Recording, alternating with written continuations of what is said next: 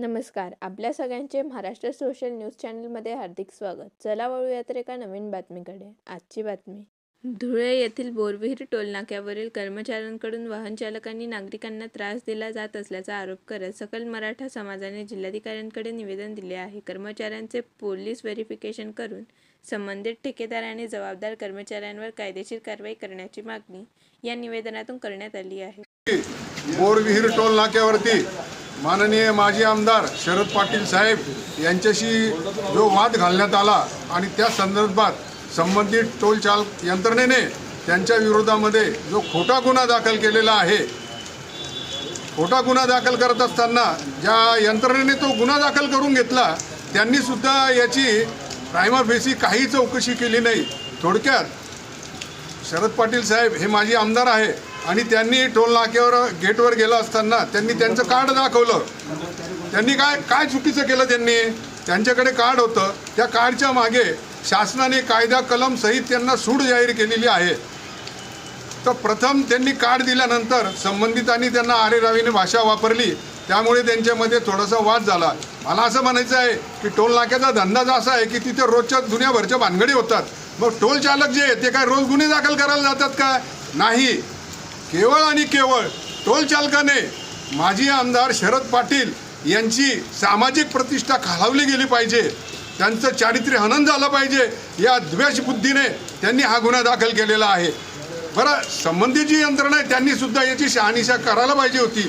ती काय की त्यांच्याकडे ते कार्ड आहे, त्यांनी 125 रुपयाचा टोल भरलेला आहे. ही किरकोळ गोष्ट आहे, पण याला संबंधित टोल चालक यंत्रणेने मुद्दामहून मोठं स्वरूप दिलेलं आहे.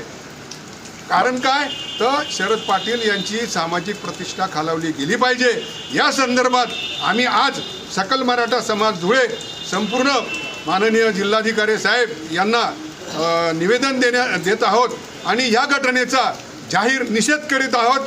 जय जिजाऊ, जय शिवराय. आदरणीय माजी आमदार शरद पाटील सर हे मुंबईवरून धुळ्याकडे येत असताना बोरविहीर टोल नाक्यावरती त्या ठिकाणी त्यांना अडवण्यात आलं आणि त्यांना टोल भरण्यासाठी त्या ठिकाणच्या कर्मचाऱ्यांनी प्रवृत्त केलं होतं. परंतु आदरणीय शरद पाटील सर हे माजी आमदार आहेत.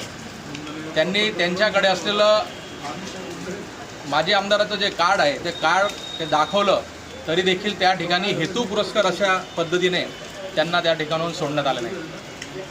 याच्या मागे पार्श्वभूमी बघितली तर सरांच्या बाबतीमध्ये सांगायचं, सर हे अत्यंत सुज्ञ एक प्राध्यापक व्यक्ती ज्याने आयुष्यामध्ये कुठल्याही चुकीचे कामं केले नाहीत, परंतु आज त्यांच्यावरती ज्या पद्धतीने लाछनास्पद वागणूक दिली गेली आणि या ठिकाणी समाजाला टार्गेट करून या ठिकाणी शरद पाटील सरांना बदनाम करण्याचं काम या ठिकाणी टोलच्या कर्मचाऱ्यांच्या माध्यमातून झालं. त्याच्या मागची पार्श्वभूमी अशी आहे, जे टोल कर्मचाऱ्यांना या ठिकाणी कोणी प्रोत्साहित केलं, कोणी उकसवलं, हा देखील या ठिकाणी महत्त्वाचा विषय आहे.